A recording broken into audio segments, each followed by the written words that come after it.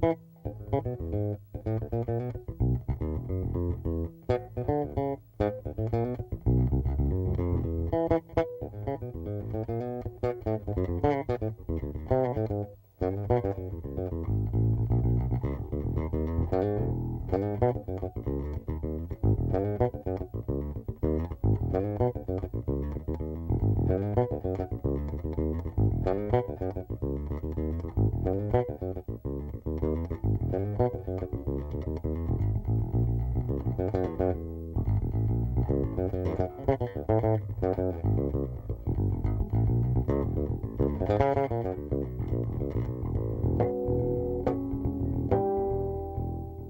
you feel today, Jaco? Okay, Jerry. All right. You know, a lot has been said about you, but the main thing is that people recognize the fact that you're able to play with real sincerity every style of music, not only every style, but you can play all parts of a given piece at the same time on this one instrument, the bass. Now, because of this, a lot of people have gone crazy trying to duplicate what you do. People have become great fans of the bass and given it quite a bit of attention. How do you feel about that? Give me a gig, you know. Well, what drove you to this point? Well, I was told, you know, like at a very young age to learn. First thing was to learn the melody to every tune, which I feel is like ultra important. You know, most bass players, most musicians, you know, not just on the bass, but on their particular given instrument, will usually play just the bass part or just the piano part. I mean, the same thing goes for piano players. They should know the bass part too, at least, you know, or whatever. Right. But the main thing is the melody, I feel, that most bass players like are missing. Because like they'll know the bass part, you know, or whatever, they'll be playing that stuff, and there could be a melody on top, which once you know that, especially when it comes to playing changes, you know, harmonic playing, it's like, let's say like Bach, like canons, where there's like two parts. There's a bass part and there's a melody part. They're just as important because the chords come in the middle. One supports the other. Yeah, exactly. Well, in fact, one helps the other. By hearing another part, you can more or less define where your part's going to be. You can fill the holes up. Well, plus it's really great to be able to play a melody to a tune. I mean, how many guys can play, you know, on the bass, you know, let's say most people, let's say the melody is always designated, let's say, to a horn player or the piano or the guitar. But it's nice to play it on the bass too. Certainly. It's a beautiful instrument. Now, what about musicianship? How does this tie in terms of what you studied? Obviously, you mentioned Bach canons. What else did you study? And how does this all come together under the, you know, the heading of musicianship? Work. You're just staying out there. In other words, you know, applying it. Okay, let's say, so for instance, I just said learn the melodies. So what I tell all my bass students when they first start off is, hey, let's, you know, learn the melodies. Do you know the melody, let's say, to Alfie, as opposed to just the bass part? And, you know, I mean, that's, you know.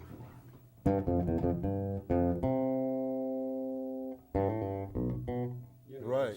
You know, et cetera. Yeah, that gives you the feeling of the song. Yeah, because then it, plus it's the most melodic way for a bass player to learn how to play melodic bass lines is by, you know, playing melodically within the bass.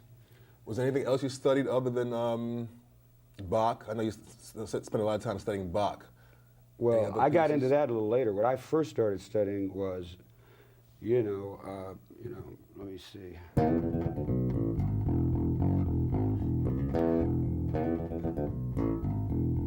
Oh yeah.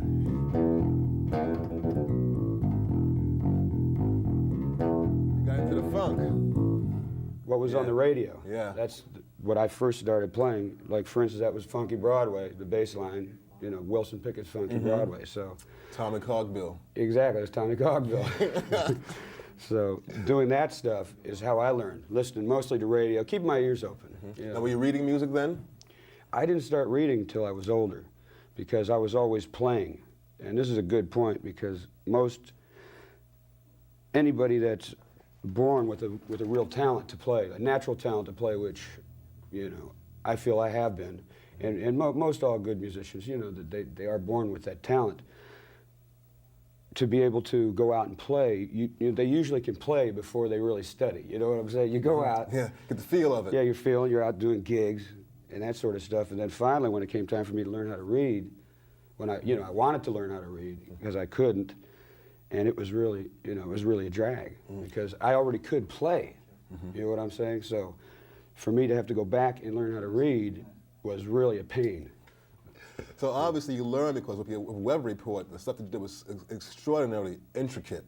Well, I was reading way before I got with weather report. Obviously you had to. But you got to such a high level of reading, to be able to do that at the same time. What did you use to get to that point? Well, believe it or not, it sounds corny, just hard practice. You got to put in lots of hours because, like I said, you get fed up, especially for the young players that can already play. I mean, how many guys on the street and they all say, wow, yeah. I say, how's your reading? Well, I can read a little bit. Hey, what do you mean a little bit? Man, if a guy says that, he can't read. Right. You know what I mean? That's you got to sit down and practice read. It's hard. I mean, I used to spend hours a day just with any book I could get a hold of. Treble clef, any clef, bass clef, of course, but just any type of music I could get my hands on just to get in it. How'd you get into playing the bass? I know you played drums earlier. Can you tell us that story? Well, I was in a band called the Los Aulas Brass. It was like a funk rock band, play rock and roll, a lot of rhythm and blues. All the hits, Aretha, from everything like from the Tijuana Brass to the big, soul hits of the day. That's basically what we were doing. We had like 6 horns and 3 rhythm. I was playing drums and I had broken my wrist very bad playing football. And the bass player in the band, he wanted to split. So I just went to the bass. I went from drums over to bass, that was it. I was playing the bass within a week. Wow. And the fretless bass? The fretless, I took the frets out of my bass after I was, because I was like getting into jazz a lot and I wanted to have that upright sound, So I had an upright, the upright. I mean, it took me years and years to, get enough bread to get it. I'm from Florida, so one morning I woke up, go in the corner, and the bass is in like 100 pieces, because humidity's so bad. I mean, the upright just blew up. I said, forget it, man, I can't afford this anymore. So I went out, got a knife, and took all the, frets out of my fender. That was it. And the rest is history. Incredible. To be able to pick up an instrument and play within a week's time means you have to have some kind of learning skill, okay? And to take it to the next step, not only have a learning skill, but develop to execute such, flawlessly as you do. Well, the main thing is just paying attention to people on any instrument. For instance, like you look at a guitar player, you just, look at another bass player, just see what he was doing. That's how mainly I learned most everything. So it's visual. Visual as far as just technique. Let's see, because I would see, one thing my father told me once when I first started playing the bass, he came home, he saw me, and he said, just to put my fingers, space them just like at every fret. Because I was just playing. You know what I mean? I was playing like that, and with, that's how I was playing the bass, right? So then he said, so I would, because I just put my,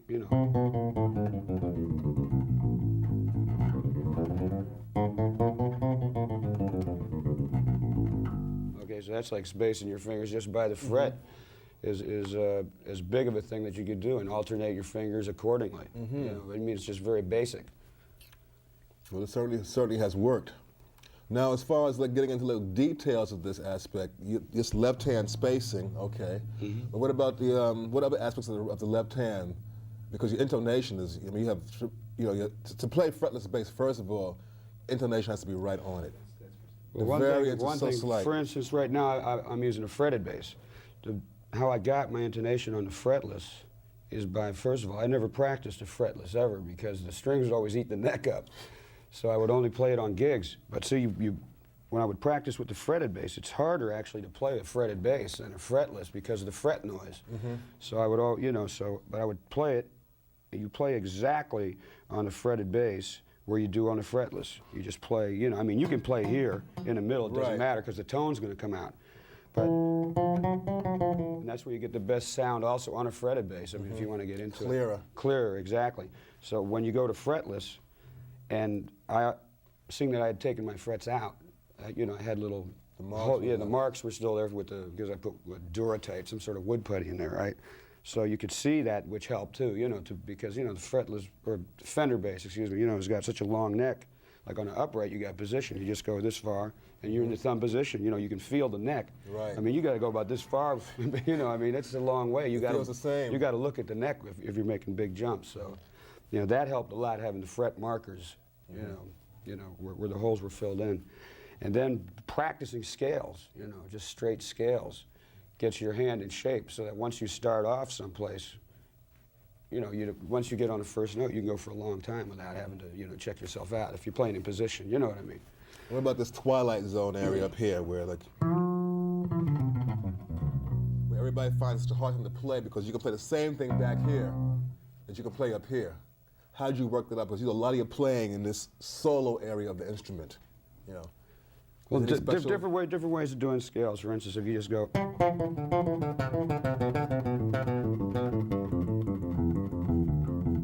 See that? I came all the way from that low C. We're in the key of C. There's a low C, there's a high G. Okay, now this is all without moving my hand once. You see what I'm saying? And it's all right there.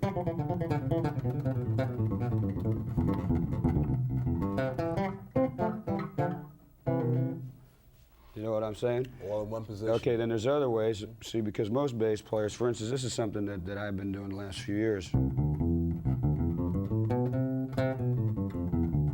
So you know, taking like, going up to the third, then you got, you know, fourth to the sixth, you know, then major seventh, then you'd be to the ninth. By that time, you'd be up to the 12th already. You know what I mean? It's like, that's very convenient as opposed to, you know, the way you usually would learn.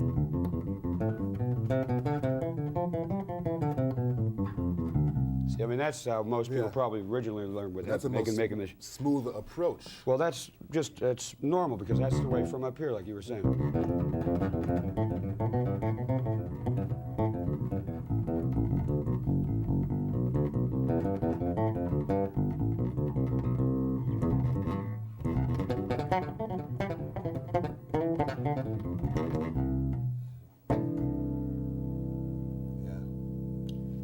So you're playing on less strings.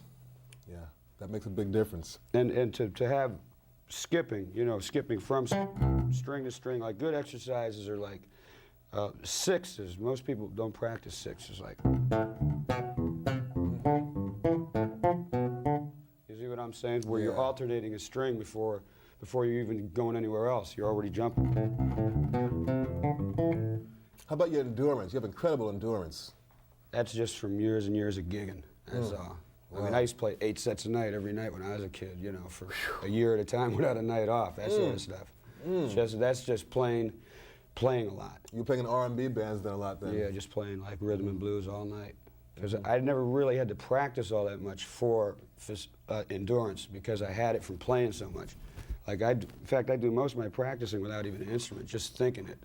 Because my chops, you know, from so many years of playing. Well, that's where your musicianship really comes to the fore. Yeah, well, you can do that. I'm just lucky enough to have, you know, grown up in an era when rhythm and blues was really at its forte. I mean, that's when you were doing most of your stuff, like with Atlantic and everything. And that's people, the style of music that people were into when I was growing up. So there were lots of dance gigs, you know, playing R&B and funk, and then sneak some jazz in on the side, whatever, you know what I mean.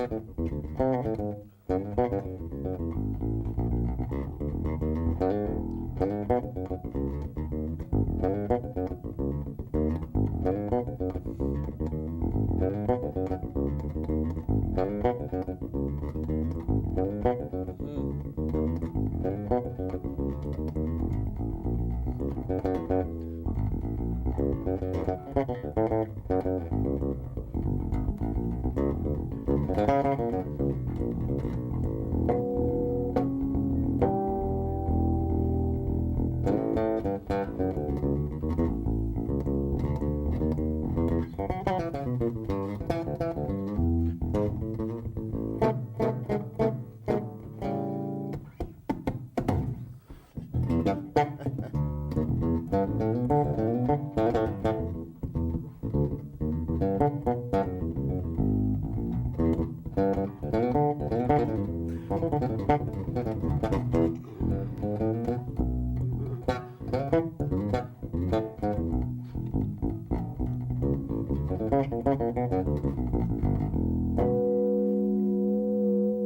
yeah.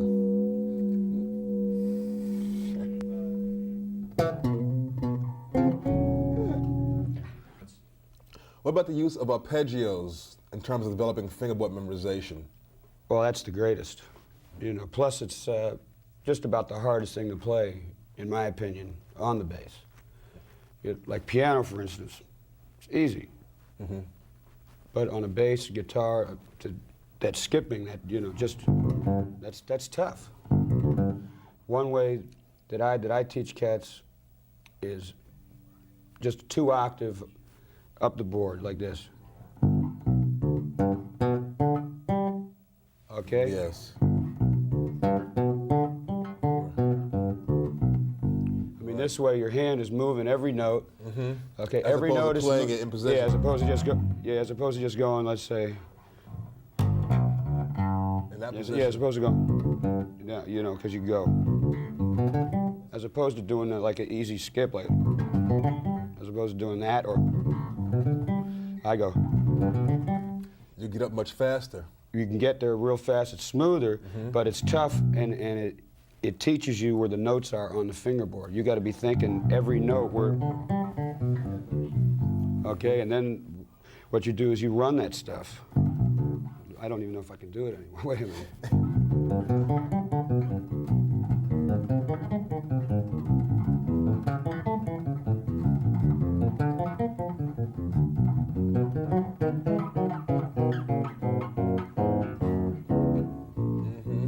Now, double stops is another thing I find is really helps you learn the fingerboard also. Well, because you have to think 2 notes at a time all the time. Multi-stops. Yeah.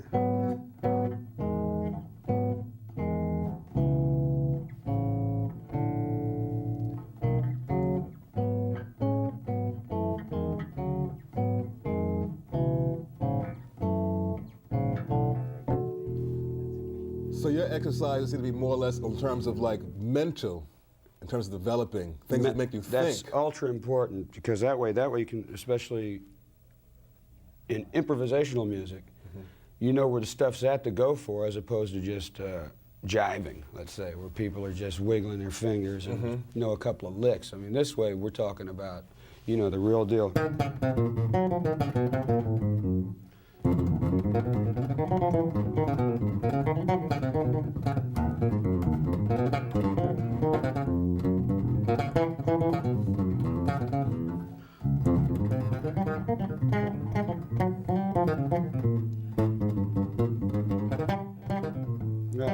Yeah.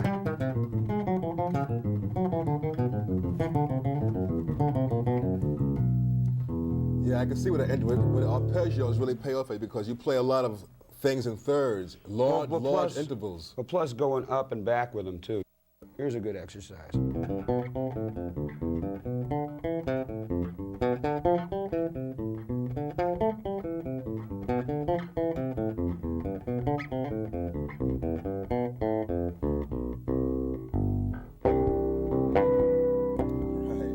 You know, so what I'm saying is, now all I did was go up in a major, you know, let's say a 7th, well, what would you just call it, a chord? It's a arpeggio, a major 7th arpeggio, so it'd just be, let's say, because I'm doing everything in C now. So it would be C major, D minor 7, E minor 7. Come down F. F, you know. And then you go up on a G7, right?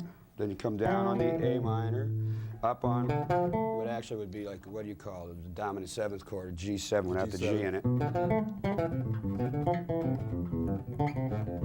See, you're using a diatonic use of the scale, playing the chords, but you're using it in a very musical way instead of going up, you know. Oh yeah, not making it a practice, make it actually, you know, make it musical. Exactly, that's very important. And it reflects in your playing also. Well, I always try to be musical, yeah, but, well, you know, sometimes it does. I hope not all the time, you know. But I mean, there's things to practice, you know.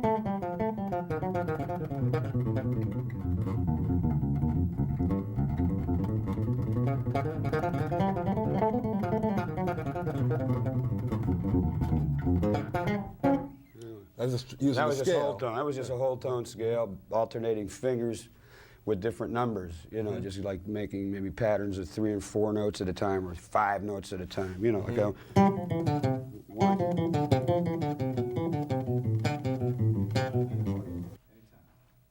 I noticed that while you're playing, you vary your left hand position and technique. Can you explain a little bit of that? Well, lots of times it's got to do with just a tone I'm going for. Sometimes I'll like bend strings, which you got, you know, like a guitarist, and sometimes you know, depending on, especially on the fretlets, let's say, sometimes I got different ways of just getting different tones out of my vibrato, you know, and when it's, and most of all, it's just whatever's comfortable. Tell you the truth, you know, you know, because sometimes you'll be playing, you know, you change your hands to get, that would actually have something to do with the, what'd you say, my endurance even. You know what I mean? Like sometimes you just change your hands to get it different, so, you know, like so your left shoulder ain't breaking halfway through. Change the muscles yeah, up. Yeah, exactly. So that's got a lot to do with it, just part of the endurance.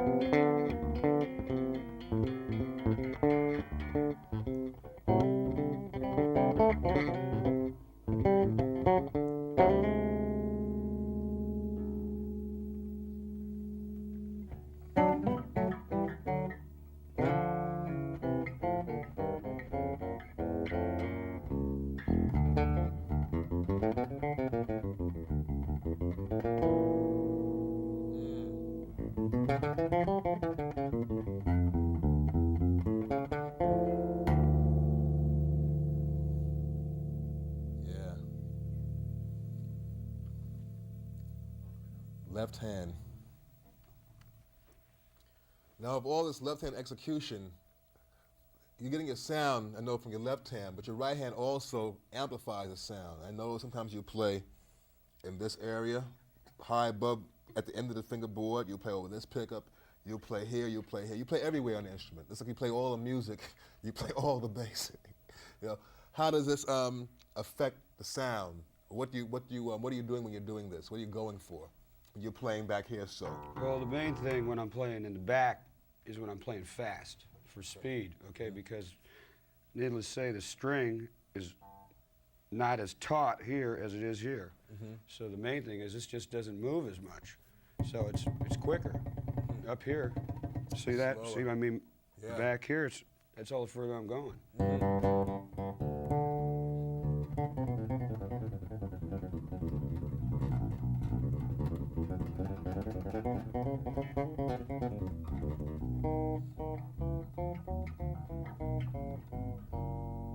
Use your thumb too, you know, for double stops a lot. I use my thumb.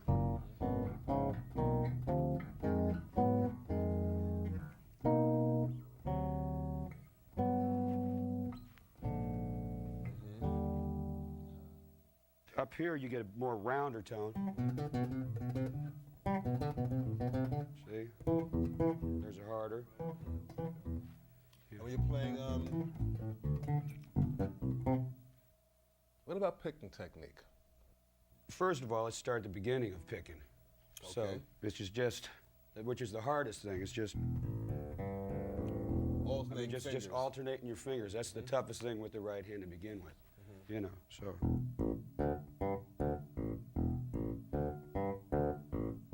That alone is as hard as anything you'll ever have to play on the bass, and then doing it with the other fingers too, which I can't even do. Opposite. Yeah, and then like, see how that, I'm coming back right then, I just rake them coming back. When you rake something, if you want to rake the string, in other words, then you're gonna have to mute it down here. You know what I'm saying? Exactly. The left hand. Otherwise, it's just gonna be, you know, it's easier when you're picking something because the hand is already there. yeah, so what you do is you just lightly, you know, after you pick each note, you just take the finger off on your left hand. And then it's short, you know, because otherwise you just have, you know. You don't want that. Exactly. You don't want that. So then what I do is just, that's where like scales come in, just over and over.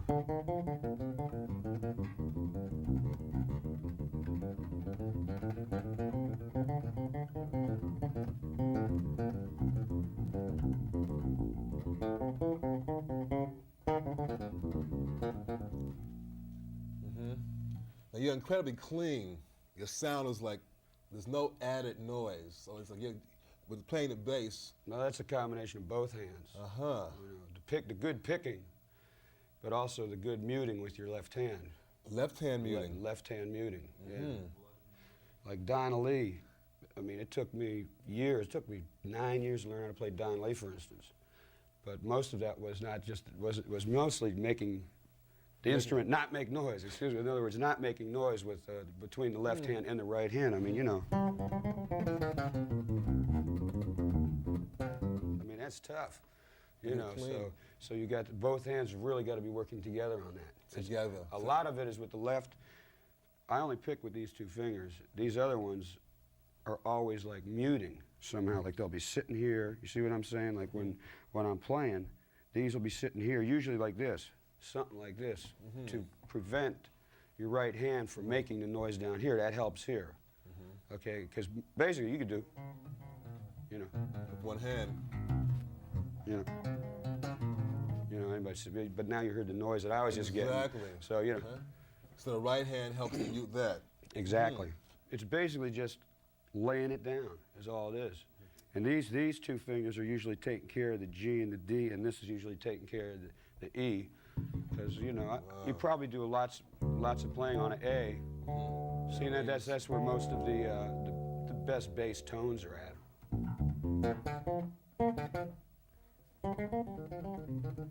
Right.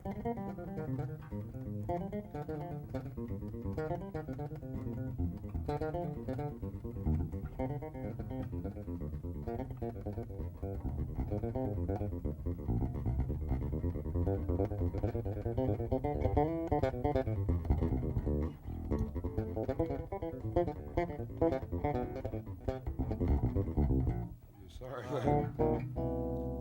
also is a good thing, like this is not my normal bass. I got a precision bass neck on here deliberately to have to stretch my hands, because the jazz bass neck is thinner, which I usually play on stage. But this is good. It's good to practice on something, because like coming down, you saw me, and I was starting to like scuff up a little bit, man. But it's good because it makes your fingers stretch.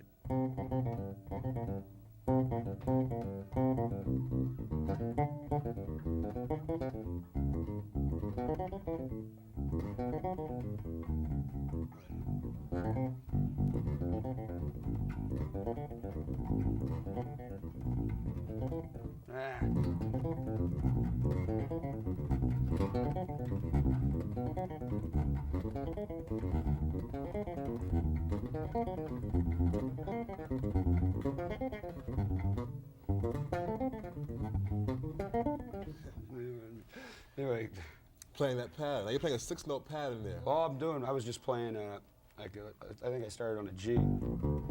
G minor, 12th, I don't know, what 9th, 10th, yeah.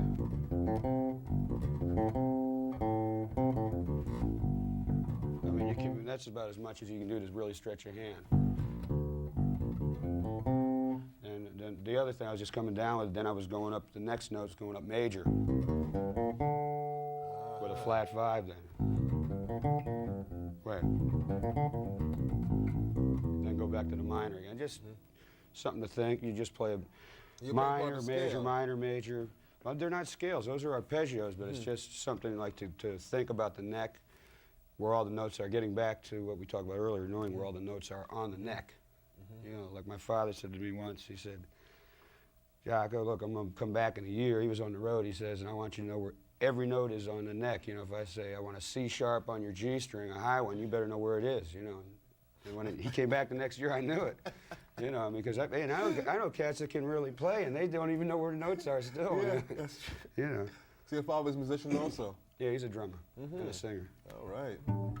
Terrific.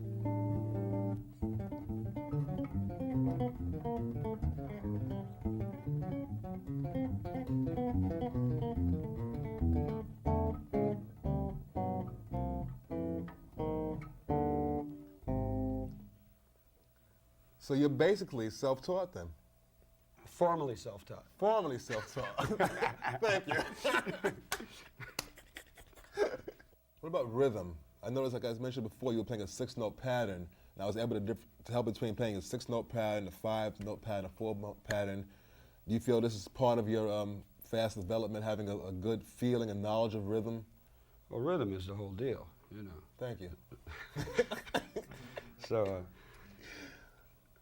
like I always say, women in rhythm section first, So, just play with the drummer. That's the thing, I feel that the bass player, not being prejudiced or nothing, I feel that we have the most important role in a band because we have the harmony and the rhythm, And sometimes the melody. And the melody too, but mainly the harmony and the rhythm we got, because whatever note we play on the bottom is going to change any chord up, And rhythmically we're pushing, or laying back, whatever. So you say play with the drummer. That's what I really look forward to doing. That's what I have the best time doing. How did you arrive at your distinctive sound? I would say probably just the years of playing, like being on gigs mainly. And lots of things that have to do with the sound, as opposed to not just the sound, is your choice of notes. There are, different choice of notes, let's say, that I use often. And people know, like, I wrote this tune on Barbary Coast, and I start off, wait, he goes, edit, he goes, okay, so lots of times when I'm playing, I'll be going like, I'll just, people might know that's me just because of the choice of notes as opposed to just the sound. There's certain figures that everybody plays. And the rhythm also in that, because that's a rhythmic figure there also. So choice of notes has a lot to do with it too, because the choice of notes makes you pick different, makes you go for other things,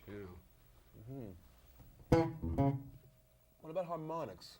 That's something that you pioneered. I mean, instruments have had harmonics on them forever, but you have almost as if you went into a mine and we've gotten gold out of something that wasn't there before. Well, when I was first playing in bands, a friend of mine, I saw him just tuning his guitar with harmonics, which everybody does, and so that's how I learned how to tune my bass. You know, it's real tough to figure out, right? So I was just doing this. Sounded like music to me, so I just kept exploring it. That's all there was to it. You know, I said, wow, that's the chord on Alfred Hitchcock, which it is when the cellos are in fourths, you know. So I said, solid, it must mean something.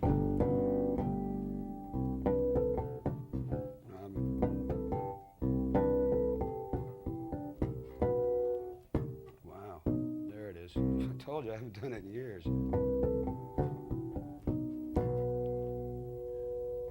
Does it make a difference which instrument you play? I mean, if you would play on this instrument, would it be the same thing?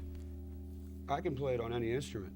That's no problem. As a matter of fact, it's funny. Most people say, wow, it's because he plays a fretless, he gets this great harmonics. There's nothing to do with it. As a matter of fact, it's easier with a fretted bass because you could play more false harmonics in tune without thinking.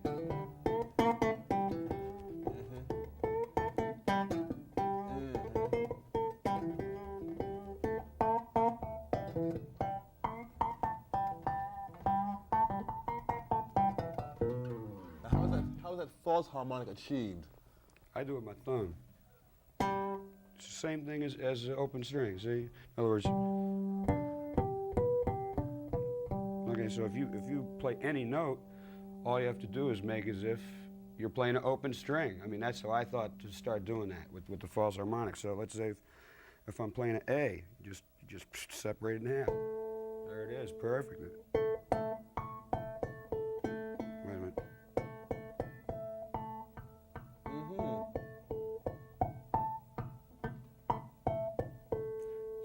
Same overtone series, just like a trumpet or anything. It's those are basics. There's your octave. Then it just keeps going up. It's got the seventh in it. It's a basic overtone series. It's no mystery. It's just I pick it with like guitarists, for instance. They go like this, something. I put my thumb here and pick behind it. Pick behind the thumb? Yeah, I put the thumb up here. And then guitarists do it like this somehow. I don't know how they do it. I just go like this. You're getting the same note out. So it's the same difference if I went, right? Let me see, I gotta get right in half.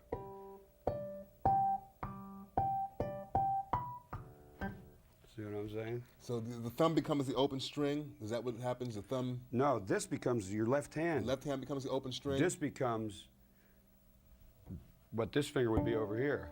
Your thumb is doing... The thumb takes the place of the left hand finger. Yeah, and then you just happen to be picking right behind it, like, so then, like you change the note. What I used to do is,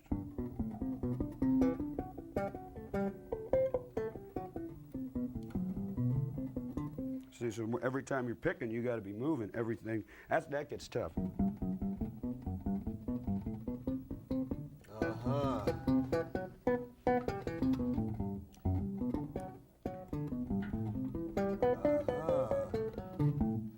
See what I'm saying? You have to make sure that you're picking. That's the hardest thing. You got to be moving.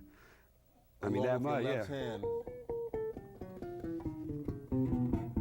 In Portrait of Tracy on your first solo album, you used harmonics exclusively.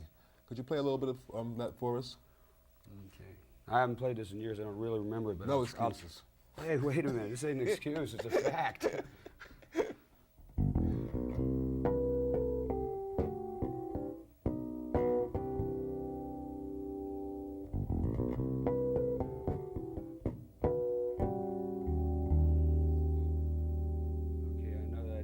I forget. There's a little segment in the middle, but it's easy. Like, let me see how I go. I know.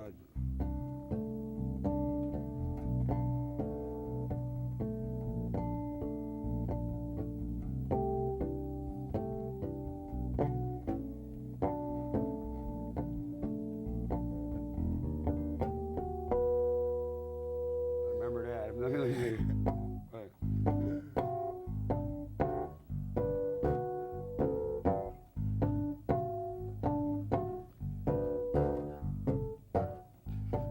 Out of shape, man. I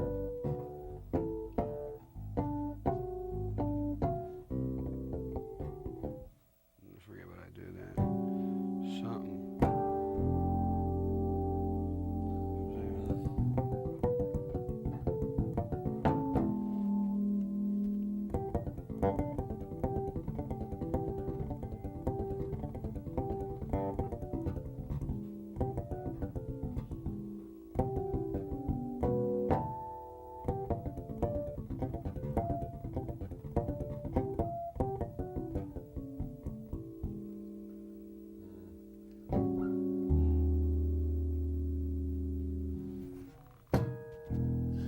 Remember the end. The beginning Everybody and the thought end. that was overdone. That's for real, man. Yeah, man. You're definitely That's for real. tough. See, I did the same thing I was talking about up here with F sharp, a B, and an E here.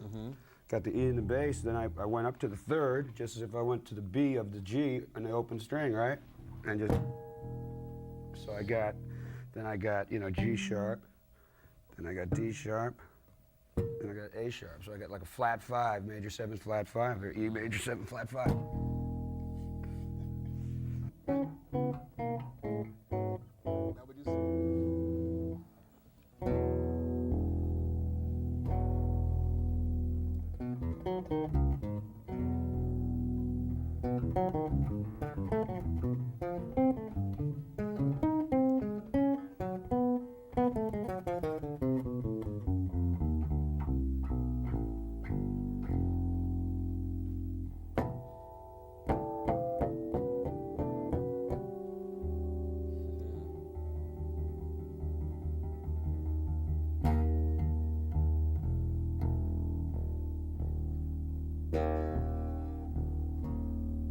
the special tuning there.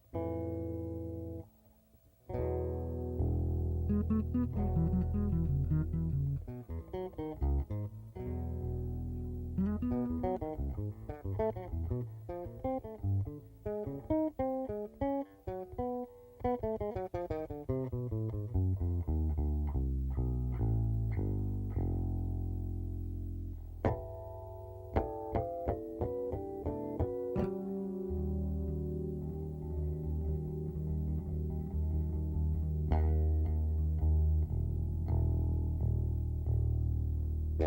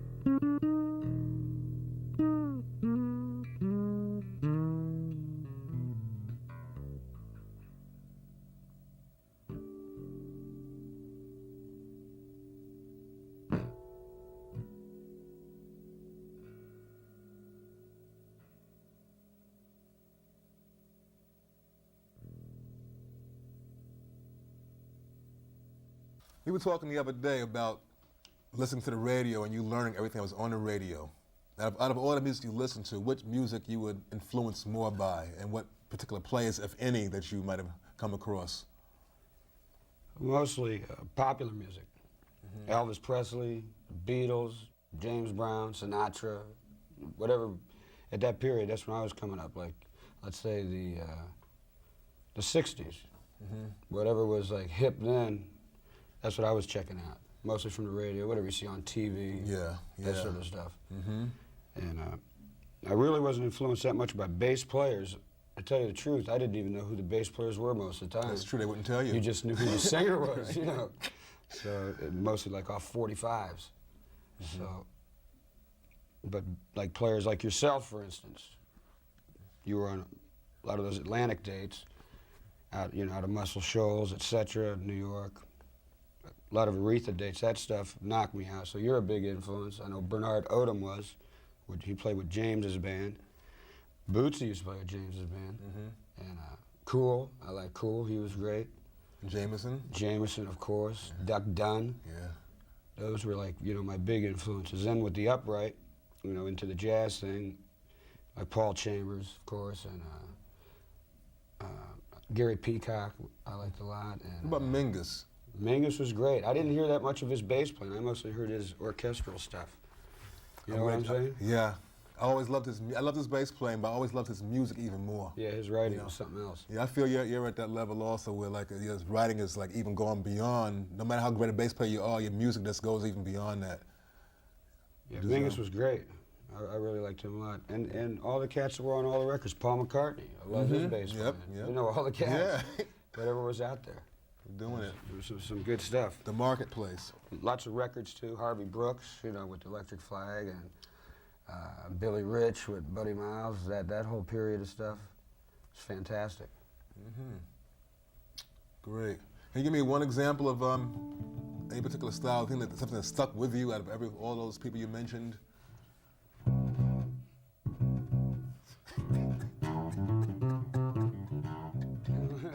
Not Zed.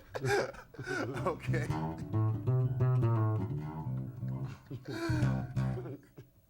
Thanks, Jerry.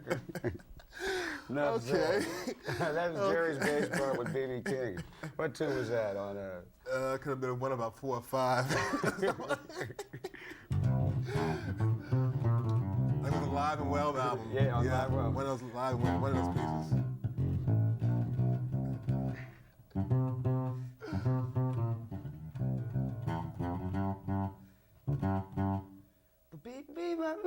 you do? Yeah.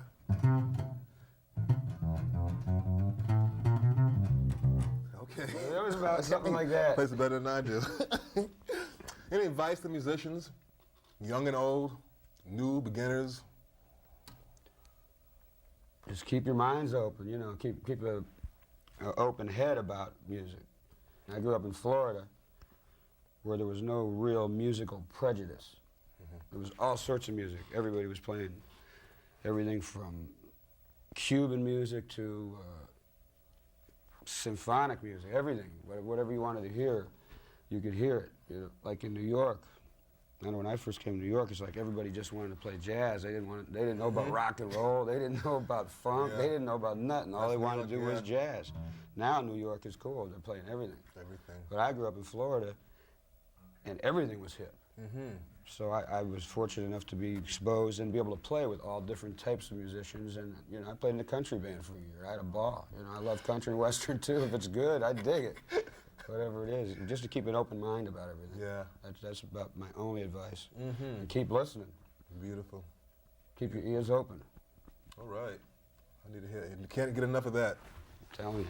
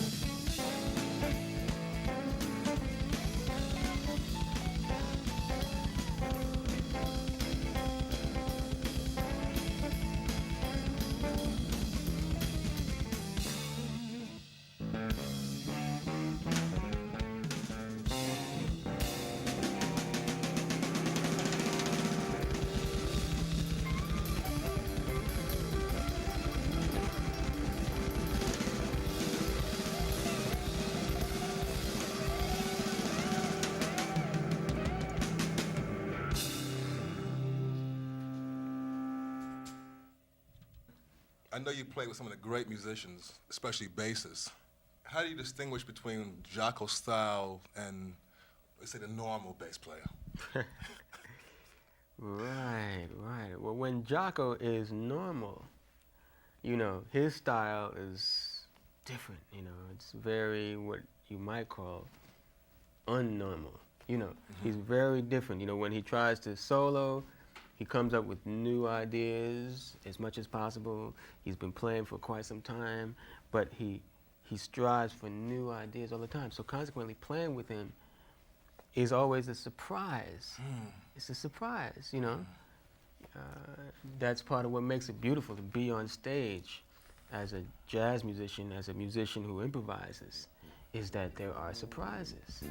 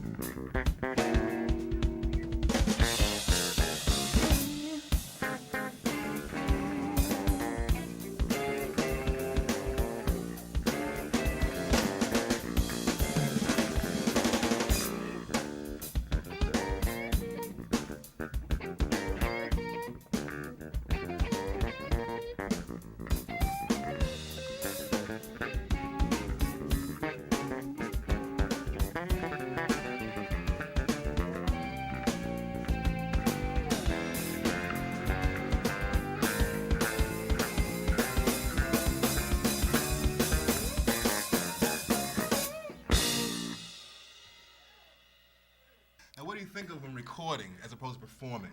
There is a difference in thought. Or do you differentiate between the two? Does it make a difference when you hit the stage or you go into a recording studio? I see a big difference, personally. You see a big difference? Could you run it down? Well, when I go into the studio, I definitely have to have more of a plan, you know, because it's something that you're making for, you know, for that idiom. There's definitely a difference. Musically, there's not that much of a difference, but the way that you behave before you get there, you know, like I would never practice before a gig. You know, but I mean, I practice all week for this to make sure my fingers could do technical things for this particular thing, okay? If you're doing a record date and you know some of the music in advance, you be thinking about it and you make sure your chops are ready to cover it. So there is a big difference. When you're doing your gig every night, you know, man, third or fourth tune, you're gonna be warmed up. you're gonna be hitting. You know, once a couple tunes you in there and everything is gonna be all right.